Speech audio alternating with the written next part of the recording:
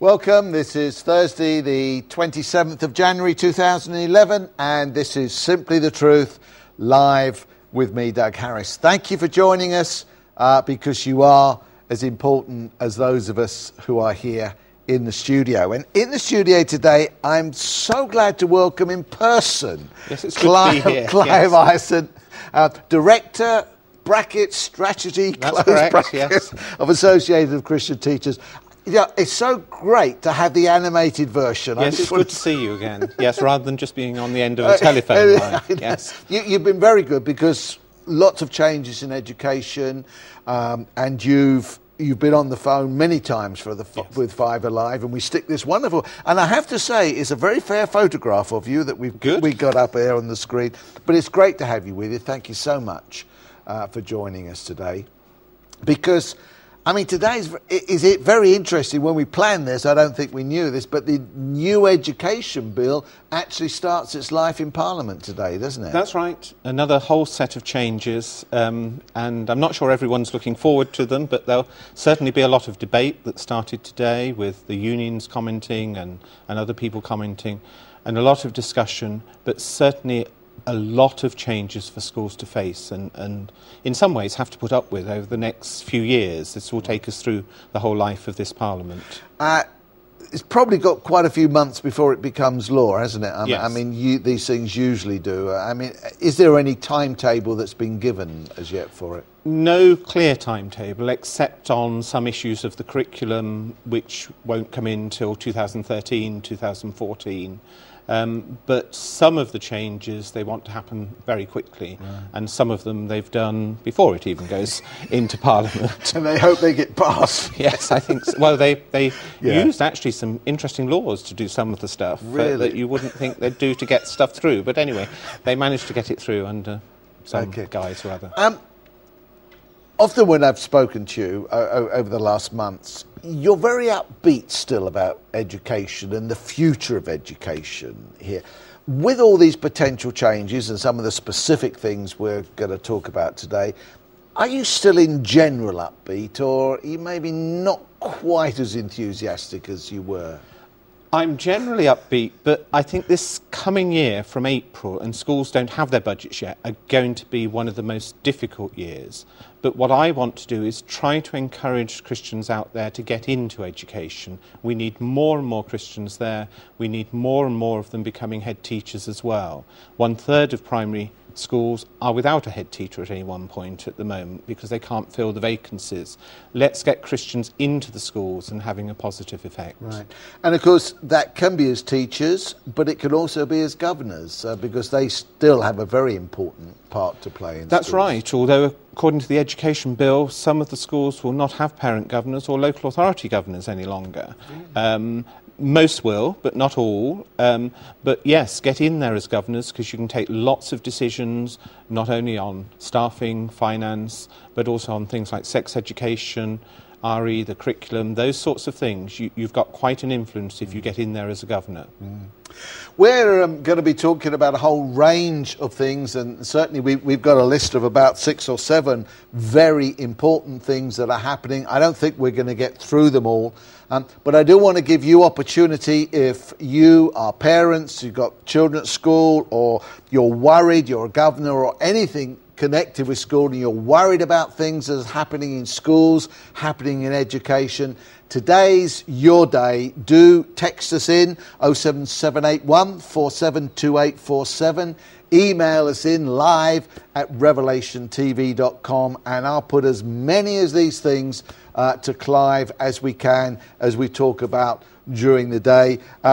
Also, if you do miss out and you don't have opportunity, maybe you're watching the repeat and you thought, I really would have liked to ask that, get onto the ACT website, Association of Christian Teachers, and they will give you lots of information there and will be able to help you. And various details will be coming up of contacts as we go through the show today. So please do get the text coming, get the emails coming so that we can look at them at this time.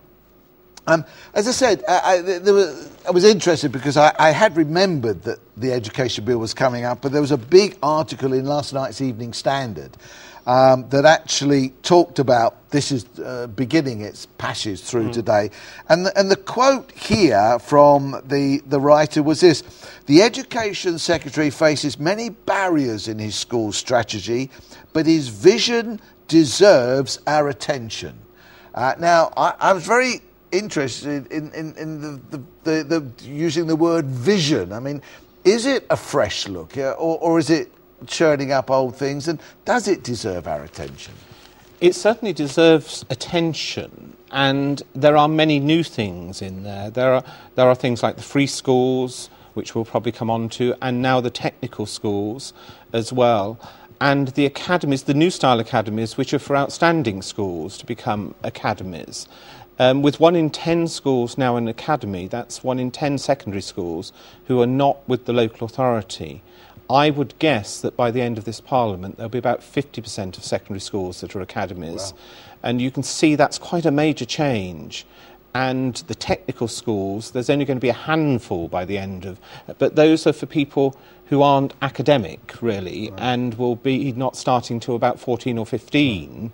And that's being run, that initiative, by Mr Baker, who some people will remember, who was an education secretary from years ago. He was in my days as a governor. Yes, that's right. But, you know, they're going to try those out and see how they go. Clive, maybe for people that aren't as au fait with these, I mean, we've talked about 3 new schools. I remember one of our local schools over the summer holidays last year, suddenly it changed its name to Academy. And I remember going past thinking, well, what's the difference between what it was before and what it is now? Can you sort of give us in a nutshell what is an academy, what is a free school, and what is a technical school? Yes, although I must say there are 2 sorts of academies. There's the old-style academy, which was under Labour, and they're still growing, where a school that's having difficulty actually has to get help from elsewhere or be closed down, and so there are sponsors who come in to work with them and form them as an academy, and they have certain amounts of freedom, certainly freedom from the local authority, freedom from curriculum things. The new style academies, which have come in since this government's been here, and there was a great rush over the summer for some schools to be them. Any outstanding school can become an academy straight away, which is meant to cut the strings of bureaucracy, really, and those schools will not really be inspected either. Now, hang on, whoa.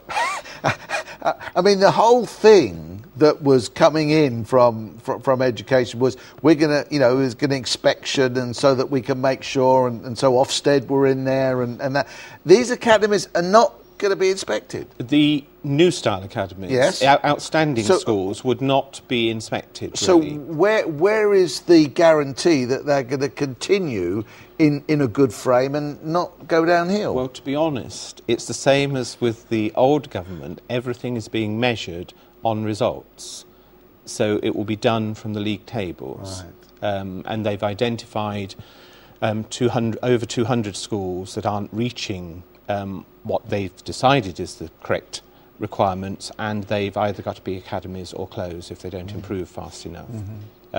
So they'll monitor the standards without having the heavy touch of inspectors. Okay, but they will be looking, and just on exam results alone, do you think that's fair? I mean, I would say in my past life as a governor, I would say that that's not always fair, because you could have a cohort of children going through one year that honestly together they couldn't get more than 75% if they and that was their very best. Okay, now that to me I always used to say was we should congratulate them for doing the best they could. But if you've got to say you've got to get 90 or whatever, I mean, can you really just judge on results? The latest Ofsted requirements have taken out the value added. So if children were achieving not very well to begin with and then achieved some, that used to be measured. It's not any longer, it's on raw scores, which is very unfair on those schools who will accept children that other schools won't accept. And all children need to be educated and need to be welcomed into schools. But there are many children now who are not being welcomed into schools. Simply because they know they will bring the results down. Yes. Now, that's not fair, is it? No, no. I mean, I was working with a child the other day who has a statement of educational need, has moved into an area and can't find a secondary school. It's the GCSE year, so they're having 1.5 hours a day tuition provided by the local authority because no one will take that child on.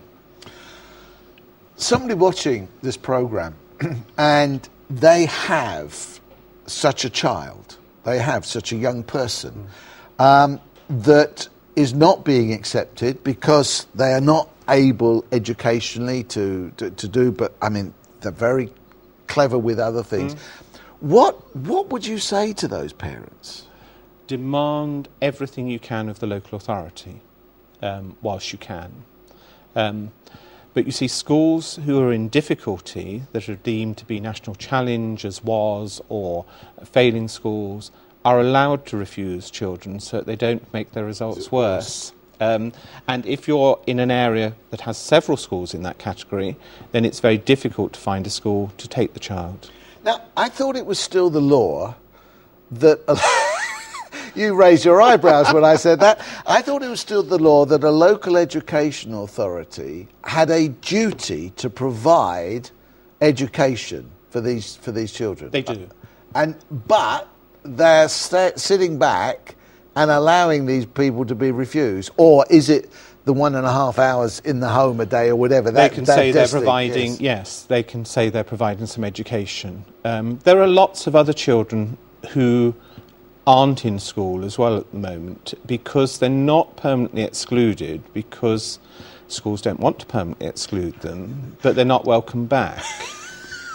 And then those children don't actually exist. I mean, they're not on any list? No.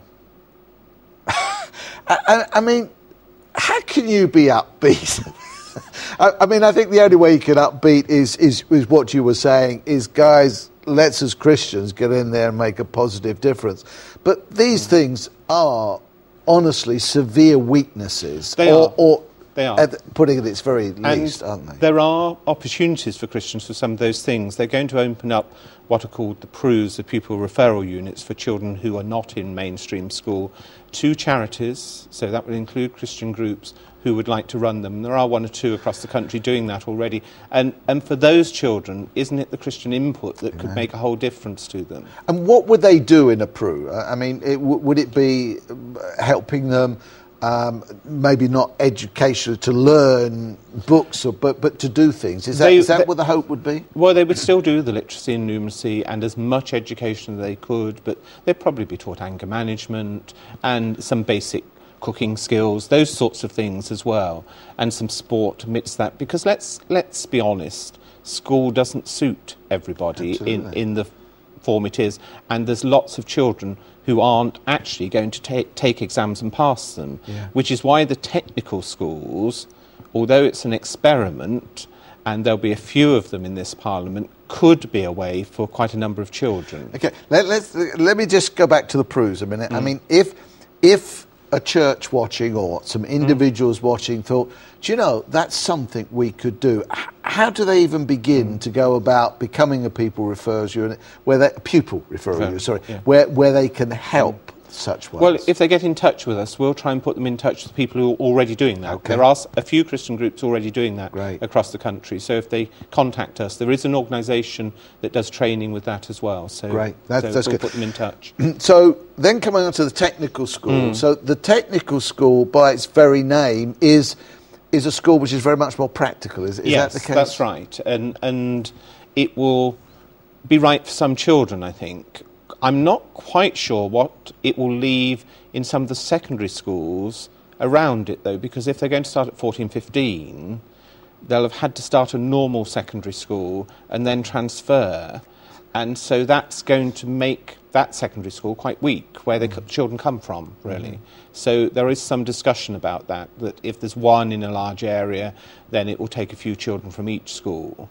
And is it going to be the government's prerogative to set those schools up, or the local educational authority, or how are those schools going to be set up? At the moment, there's a company with Mr. Baker suggesting how they're going to do it, and there are businesses that are looking at being involved in them as well. Mm-hmm.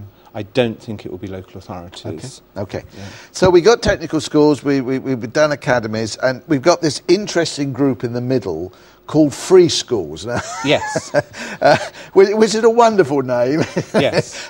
What are those free schools, and what's going to happen? How do they come to being? What will they be doing? This really was Mr. Gove's big idea. That any group of parents who wanted to set up a school because they weren't happy with the schooling in an area could set one up, and they could set it up in a factory or wherever they wanted to set it up.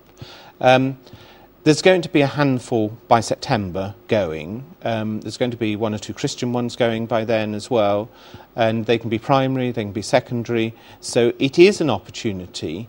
Again, it's not one that the poor can really take up, but it has to be. Because will they be paid? I mean, although they're called free schools, who's paying for them? The state will pay for them as such, although not all of the investment as with all these things. But it will be free education for the children who attend it.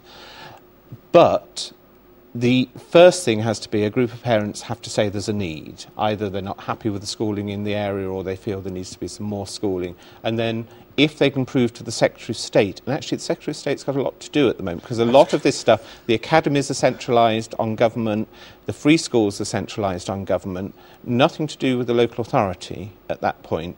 They can actually, as long as they can then draw up a business plan and a curriculum plan, then they will be approved to set up their free school.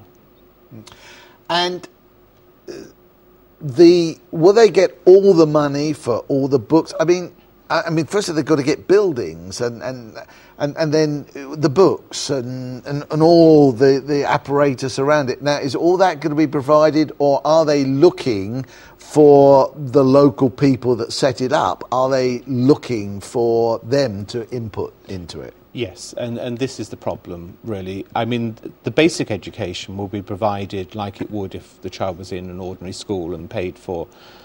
But the rest of it has got to come from elsewhere, so it's not free in that sense. And that's what I always worried about, because when they talk about needs coming from parents, again, the rich can do it, the poor can't do it, actually. So you could have an area where there are a number of rich parents living that would have the money to input and create a very nice school. Yes.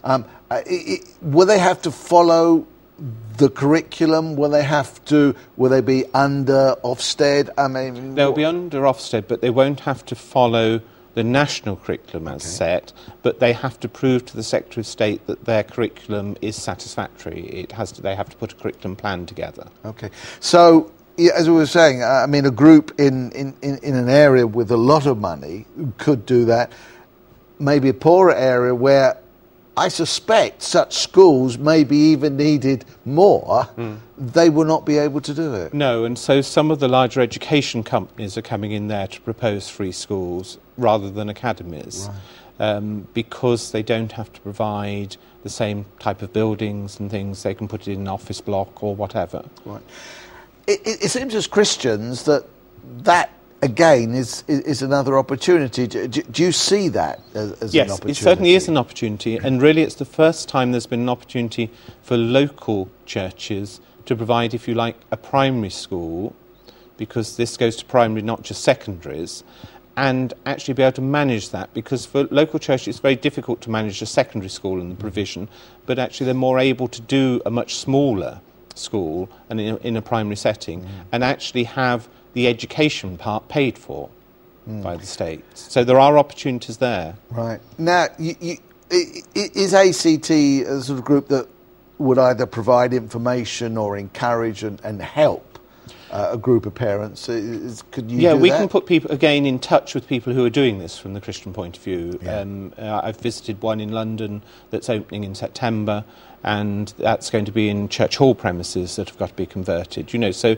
we actually have the contacts. We can put people in touch, because you can learn so much from each other, can't you, when you're doing that? Right. And you said there are a few in operation already? No, there aren't any. Those ones will start September. They've been approved, so this coming September. So yes. they're in the process of Yes. getting everything ready, and, Yes. and we will know next term, That's right. or next school year, whether it's going to be a success or not. People are in a rush to get their buildings converted for that, yes. And are they going to be inspected, you know, before they go in? In other words, have the buildings got to attain to certain standards, or...?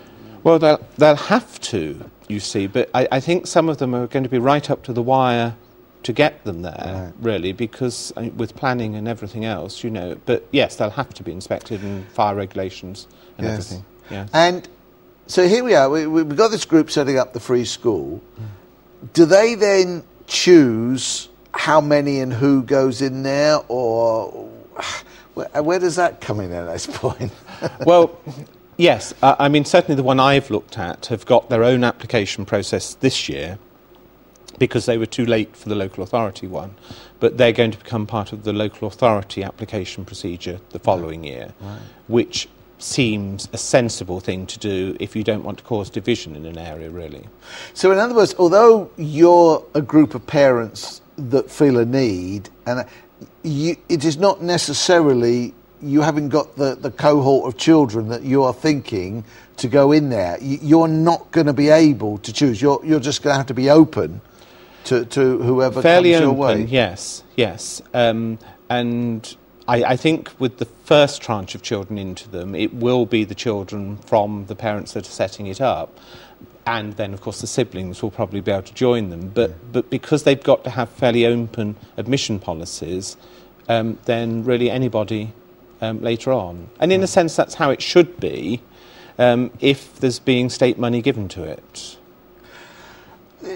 We're talking about these various things, and if you've got questions, please do bring them in by text, email. The details are up on the screen. Clive's a wonderful, knowledgeable person. I mean, I throw all sorts of questions at him, and he gives fairly sensible answers all the way through, I have to say. It's early in the programme. Well, I'm buttering you up and getting you going. But, I mean, what should Christian parents be concerned about? We may have Christian parents now that either their children are starting primary school or you know, early education, early years. Is it still called early years? It's still called, it's under review. Surprise me.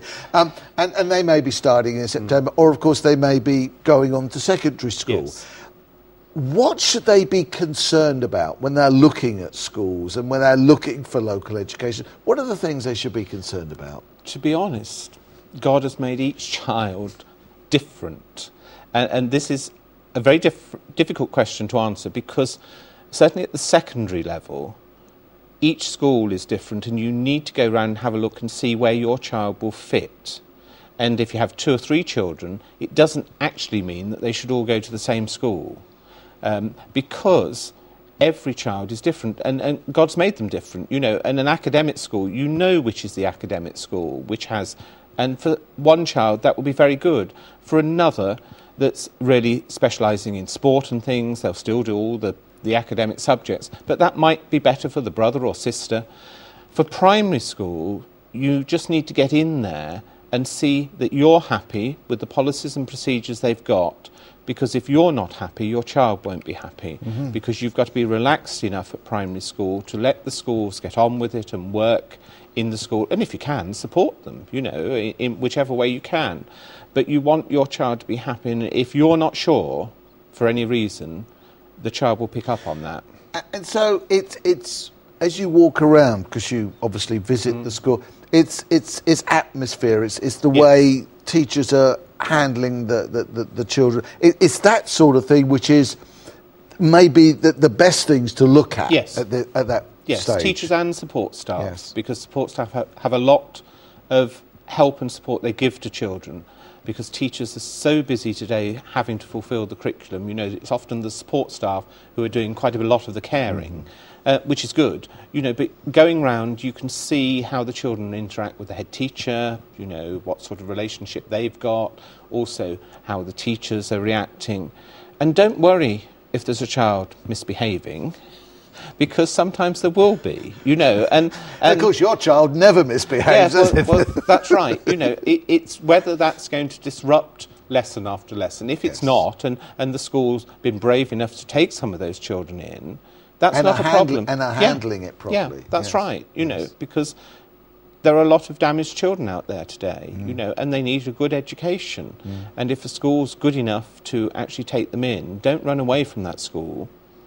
Right. Or else it makes it more difficult for them. Are there any sort of good questions to ask? So you're walking around the school and you're looking, as it were, at the atmosphere, how relations between the various staff and the children. Are there any questions to ask that are very helpful? Well, I guess you want to know what the behaviour policy is. You want to know that you'll be informed if there are difficulties with your child.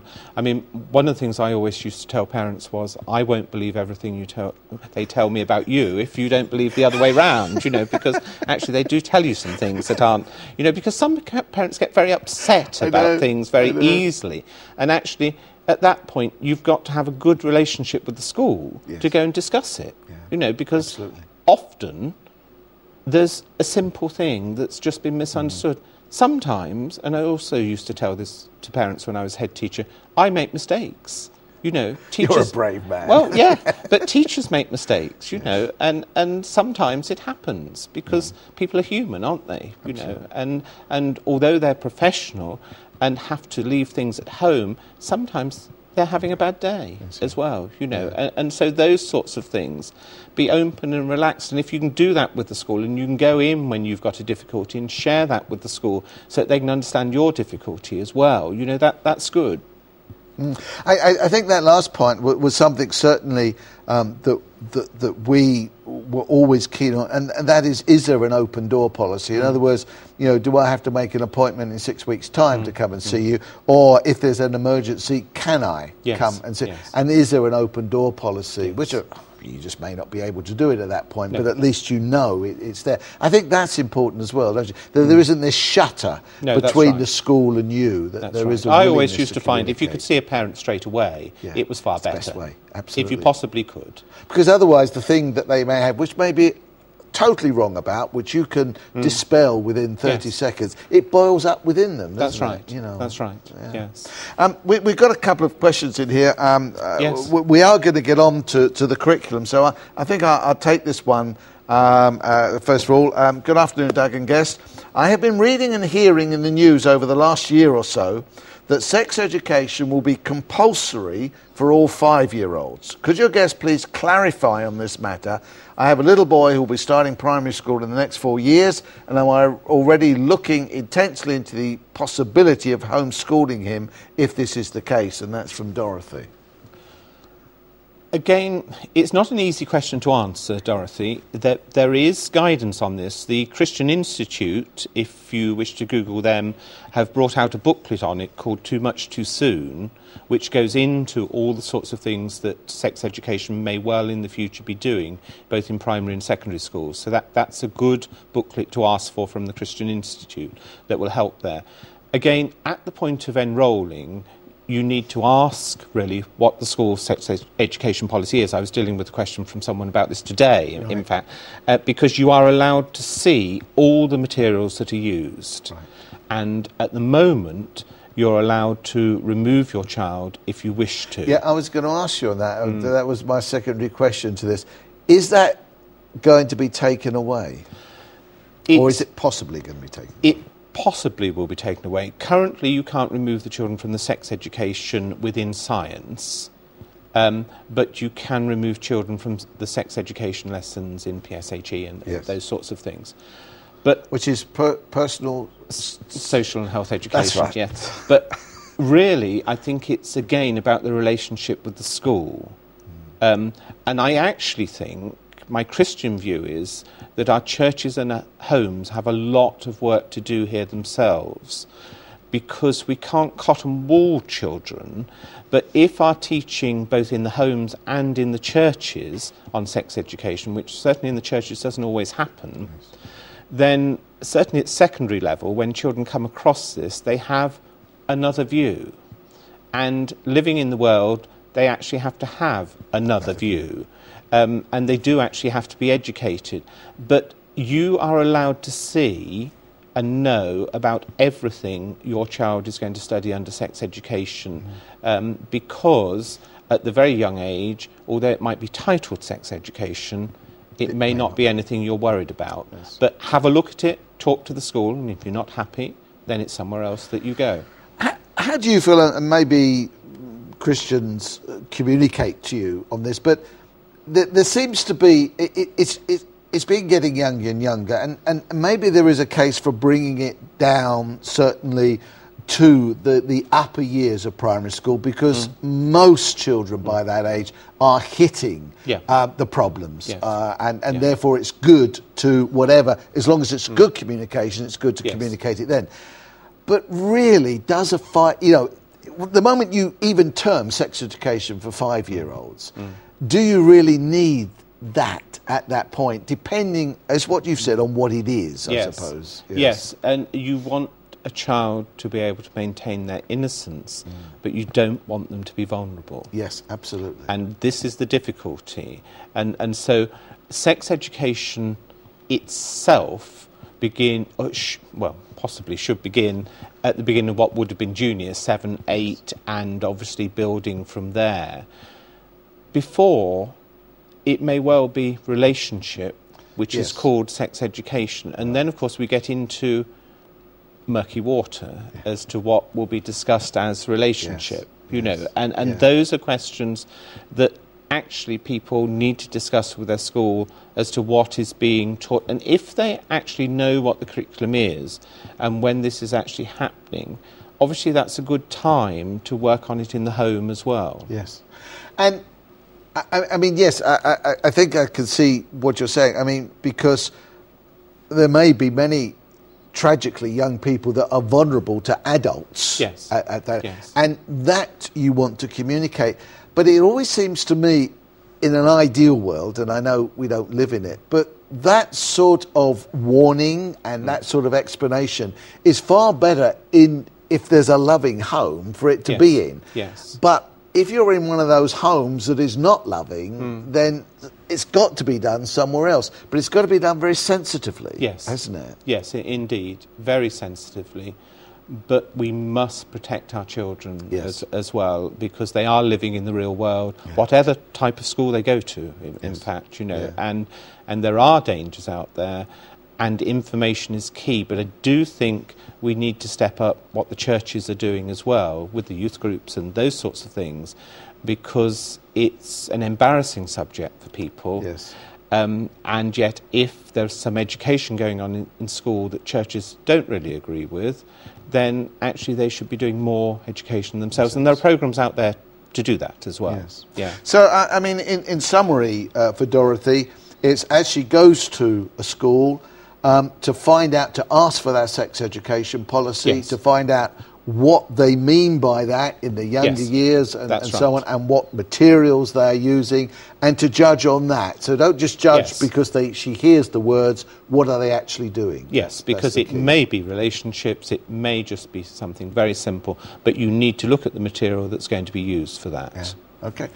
Here's another question which again comes into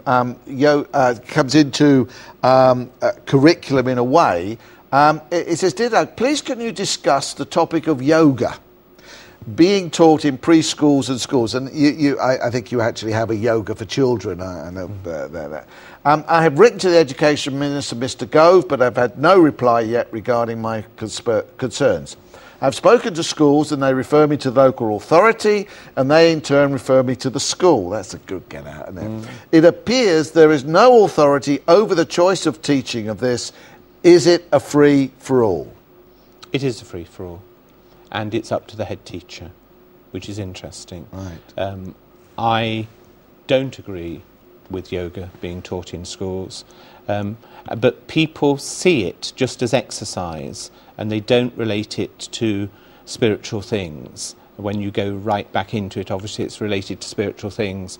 And so it's a bit of a fashion fad in quite a number of schools now to actually have yoga taught, because they think it's giving children something else to do and exercising them and so forth. But as we know, if you go right through that, then it goes to the mind and things as well. And so it is up to head teachers. It's a modern way of thinking. Again, it's something you ask your school whether they're going to be involved with. And again, it is also finding ways to communicate, because as you say, to somebody who's not a Christian, who's never looked at it, to them it is exercise. Yes. And it's no good going along and telling them you're teaching my child religion, because they don't see it as that. No. But it's finding ways of communicating on a very level-headed way of why you do not like it. And again, are you free? I mean, I know you can always take your children and keep them home, but are you actually free to take them out of such lessons? They're usually additional lessons. A lot of schools are doing it before school starts and those sorts of things. It shouldn't really be part of the PE curriculum, unless somebody writes it in the review that it is, of course, which a lot of these things are written on the back of packets and things, so you can never tell. But actually, it's not likely to be part of mainstream education. It's likely to be one of the clubs that's an add-on or whatever. But I wouldn't want a child taking part in that. And so, but as you say, you've got to explain that to people, because they'll have no idea why you're objecting. Just no idea at all. They just see it as if it's a running session or whatever. Yes, exactly. Yeah. So find out the details. There are websites. I mean, Reach Out Trust that I work with have got a website. Others where you can find good information that you can communicate. And again, ask, find out, communicate what's going on, and talk with people very much along that level. I do think it is about the relationship with schools. As we said earlier on, you need to make sure that the school you choose, you're going to be able to have a relationship with. Because if you can talk to them, most schools will try and accommodate you, actually. Yes. You know, and so if it's a school that welcomes you in, because in fact it's not only the Christian faith they accommodate other faiths as well. But it is by discussion and them understanding what you're actually saying. Susan writes in, surely the only sex education a young child needs to be told is not to let anyone touch them anywhere that the swimsuit covers. Or teach them Ishmael's Wolfie Wolfie song. If you've never heard Ishmael's Wolfie Wolfie song, we played it the other night. It's a hoot, but it actually... Are you going to sing it for me? No, I can't sing a note. Wolfie Wolfie comes into it, but it was very interesting because it deals with a wolf in sheep's clothing, but the way Ishmael does it is for young people. But I think that was the point that I was making. We probably don't need to go further than that for most young people. Of a certain age, yes. Sorry, we were talking about fives. That's right. Protective behaviours, really, for the technical term, to actually do that.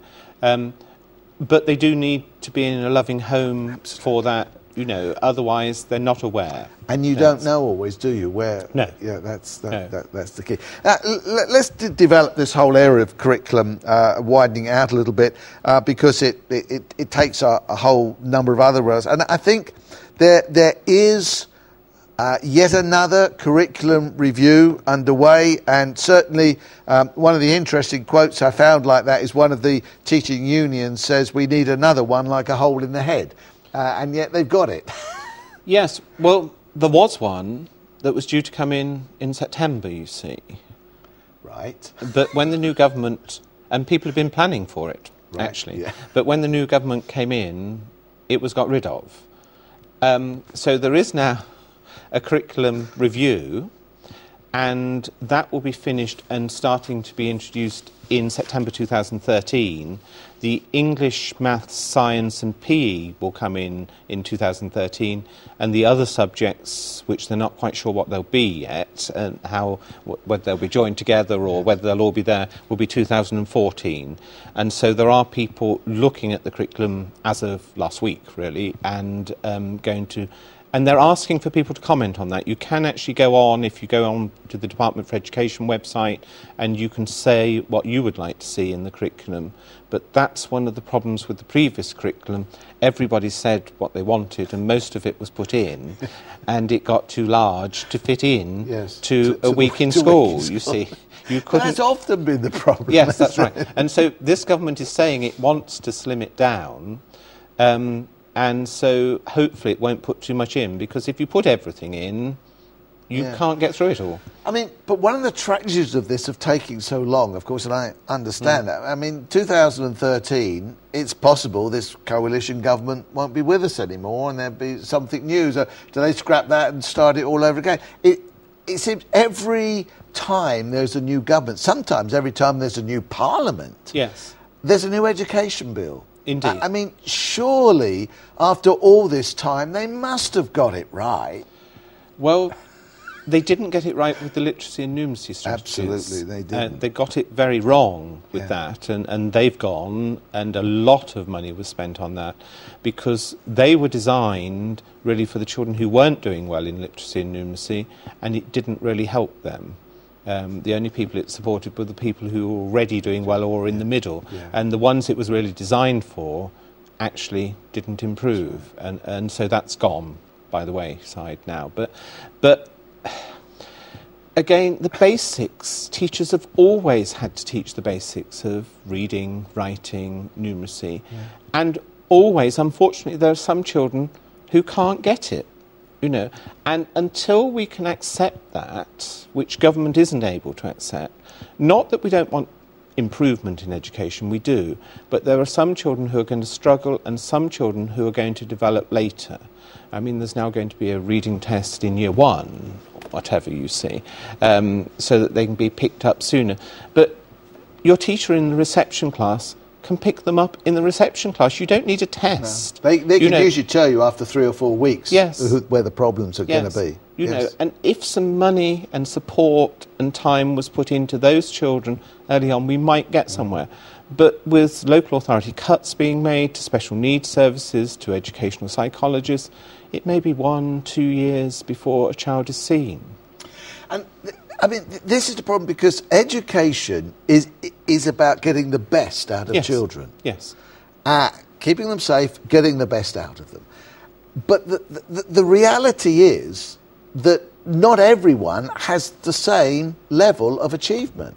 No. But I have to say, I don't find any education policy that I've lived through and known about that really takes that into consideration, that you have got this range. You have what you call the underachievers and the overachievers, and you've got the bit in the middle.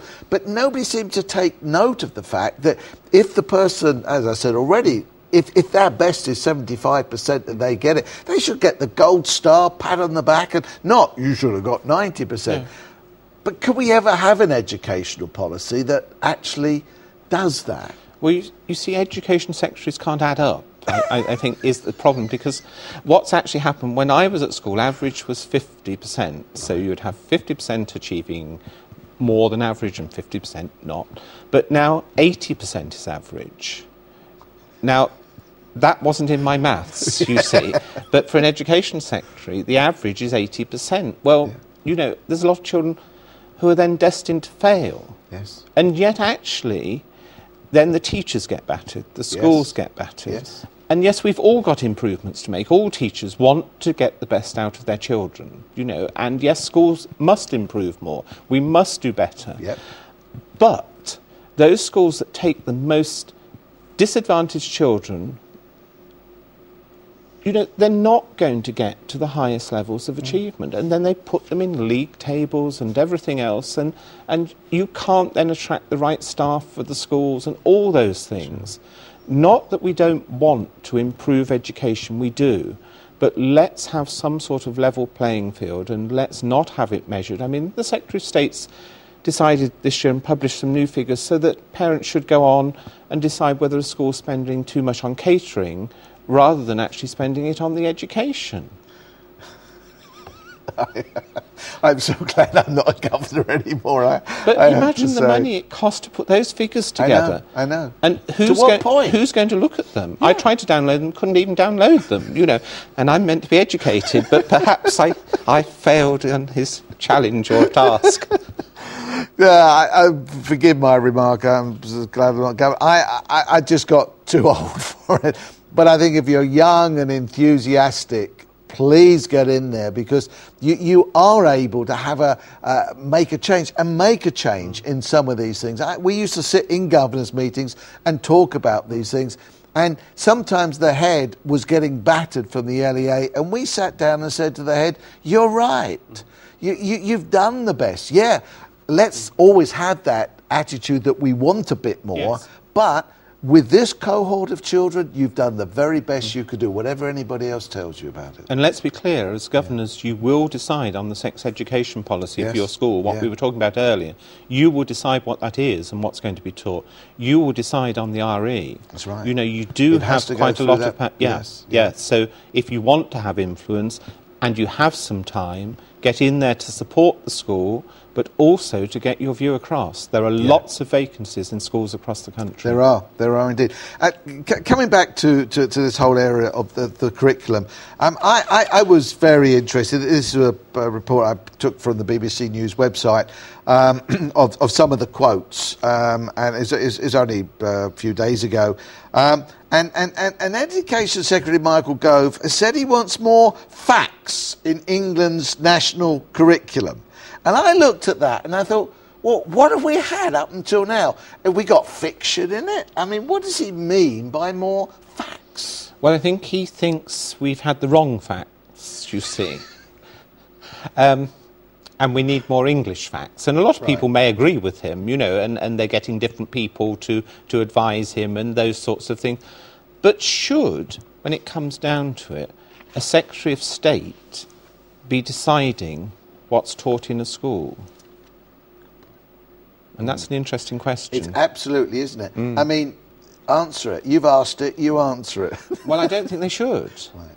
Because, well, that's communism, really, actually. But I shall have to be careful what I say, but you understand what I mean. We take that in inverted commas. Yes, please, but you understand what I mean. Absolutely. It is dictating, isn't it, from the very top. And a lot more power is going to the Department for Education, because it has to decide on academies, it has to decide on free schools and the curriculums they have, whereas before local authorities were agreeing a lot of this, and whatever people think of local authorities, and I was never a great fan, I must admit, but they are elected councillors there who together were taking decisions and views, but actually these things are really... I'm sure he's not doing it all himself, but it's under his pen. That's right. Actually, it's the few, however many that is, around him. So you said something very interesting earlier on. I wanted to pick it up, and I'll bring it in here. You were saying teachers have always had to teach the basics. They've always now.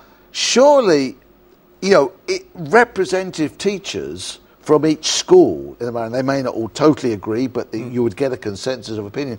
Surely they would be the people to listen to as to how to communicate these things to our children. Well, it's like the teaching of reading, synthetic phonics, which we won't go into the detail of it. Thank you. But look it up in the dictionary if you want to know what it is. That's a government's pet way of teaching reading. Yeah. What I say is, it will suit a lot of children, but not all. Children are individual, and if you try one system to teach reading, you will fail, because not every child learns in that way. And you'll put a lot of children who don't need it through unnecessary lessons who've picked up reading anyway.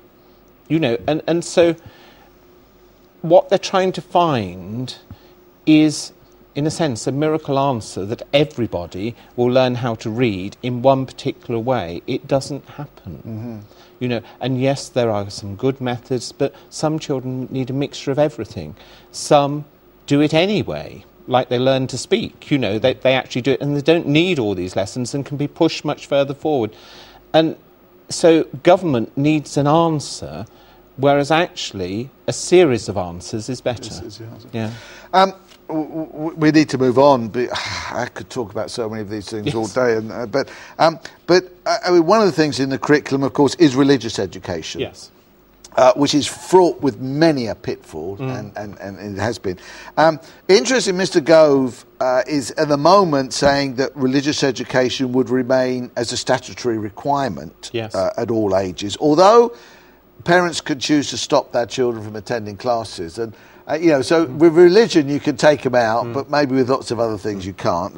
We won't quite go there at the moment, but that's one of my pet subjects as well. But no programme of study would be prescribed.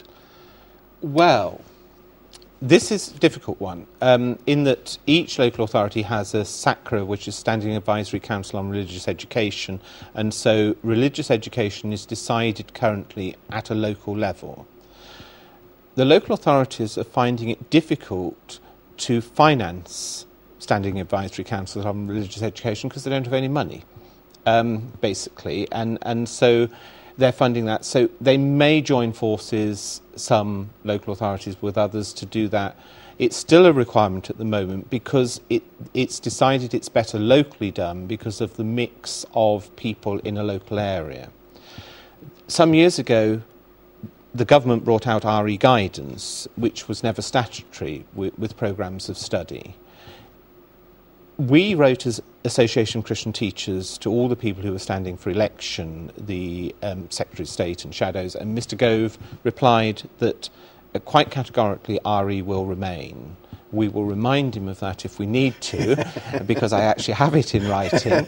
Hopefully I won't need to remind him, but we asked the question before the election, because it was quite important to do so, really, because it's too late afterwards, And again, with the Standing Advisory Council on Religious Education, parents can get some involvement in that if they wish to, and make sure, because again, governing bodies decide certain units that are taught as well, although they're going to cover all the religions, which I believe they should, because that's what religious education is. Education is key in that sense, and I'm one of the people on the RE Council of England and Wales as well, and we meet from time to time. But because you're allowed certain units at a local level, your school can decide whether the additional units are Christianity or not, although Christianity is already in there. You have that decision. So governing bodies have quite a lot of power there. And so it looks as if RE remains. Currently, it has quite a lot of time allocated to it. And so parents may want to ask about that and whether it's receiving that in their local schools as it should. Again, I mean, a lot of what we've said today comes back to this, that parents need to be communicating with their schools. Certainly before they send their children there, but on a constant basis. You have your open evenings. I mean, many schools do curriculum evenings, and, etc. Right. Get involved in there, find out what's going on. Don't just sit back, but be proactive. Very much so, because you actually have opportunity to change your school. Would you send your car to a garage you weren't happy with and just leave it there? You're sending your only once, no. Yes, but you're sending your child. Get involved. And I know it's difficult for a lot of parents with time, but actually, if you're not engaged, other people will be, and passing through stuff you may not like. That's right. Listen, we're running out of time. We've only got a few minutes left, but we've got to talk about budgets, because in the end, all of this runs on the money. That's provided. Now, the headline here, which was earlier back last year, is saying that school budgets to be protected until 2011. But when you looked underneath that sounded good. I mean, it was only 16 to 19-year-olds. So there are real problems with money, aren't there, at this point in time? You're going to leave me time to be upbeat at the end, yes, aren't you? Well, so a couple of minutes on this, then get upbeat. Yes, that's right. I mean, they said they were going to protect school budgets, and to some extent they have. But it appears the pupil premium that is going to those children who are most disadvantaged wasn't fully funded. So there'll be winners and losers there. There's money being cut from the capital budget, which was announced a few days ago, which schools weren't aware of, and that helps them with their ICT. So there's money there. And then just yesterday, appears that money out of the local authorities formula that goes to school going to be taken out for academies. So schools are going to have a difficult time with their budgets. They're going to struggle. Yes. Yes, and they're going to be winners and losers, and it's quite frightening, really, to think how that will pan out. And, of course, one of the troubles with the budgets that they have, if they've got to make cuts, the biggest amount is always with the teachers and with the other support staff. That's right. And, therefore, if they really have got to make cuts, they can't just, buy fewer toilet rolls or something. It does come down to people, to communicate with the children, doesn't it? Yes, it comes down to staffing. Yes, and indeed. that's always a problem. Yes. So budgets are a real problem from that. Okay, you've got a couple of minutes to be upbeat then, Clive. Yes, thank you. I would urge people to get into education, both either as governors or parents being interested, but also to enter training for teaching or support staff. Let's get more Christians in schools. And also, let's pray for our schools. There's a great organisation that Association of Christian Teachers is part of, which is Pray for Schools. You can register to pray for your local school. If you just Google Pray for Schools, it will come up and they'll link you with others praying for that school. Let's pray for our head teachers, our staff in the schools and the pupils at this time, because it's going to be the most difficult time for many a year. And let's remember it's difficult for many families as well. That there are jobs being lost at this moment, and the public sector jobs, not just in education, once the budgets come round in April, lots of people are going to be in difficulty, and that puts pressure on children and pressure on schools and everything else. So let's pray for our schools and get linked into that process. Yeah, and indeed, to communicate, you don't have to go in as a raving evangelical loony, as I say. You can live your life as a Christian, you can communicate that, and let's be positive in our schools. And support other parents in the playground, these sorts of things. Spend a bit of time with people. Spend a bit of time helping a teacher if you possibly can. Yeah. You may get 30 seconds to be a bit more upbeat, but let me just tell you some good news. Well, it's good news from my point of view. From next week, Simply the Truth is moving to 7 p.m. on Thursday, so more people will be able to watch us. We will continue. We will do exactly what it says on the label. We will take the truth and present it as simply as possible. But it will be from 7 p.m. next Thursday. Tell your friends, get down. You're after a cup of dinner, coffee or tea or whatever, and watch us. And next week, Tom Jacko will be with me, and we will continue looking at the spirit of truth and the spirit of error that we were looking at before. Lots of emails coming. We'll try and talk a bit more about that if you let us. If not, we'll happily take the email. So do join us. This programme, and indeed continuing even from after that, will be repeated at 1 p.m. on Saturday. So if you know people interested in education and they missed it, 1 p.m. on Saturday, you can catch hold of this. About 20 seconds. Be upbeat again a bit more? Well, yes. Come and join us at ACT if you can. Join us, because we've got quite a voice out there. We're able to put the Christian viewpoint in the media and with government. Get on your website, get connected with it. Thank you. Clive, thank you so much for being with us. Appreciate it very much. We'll have you again soon. Thank you for watching us. Look forward to seeing you 7 p.m. next week. Bye for now.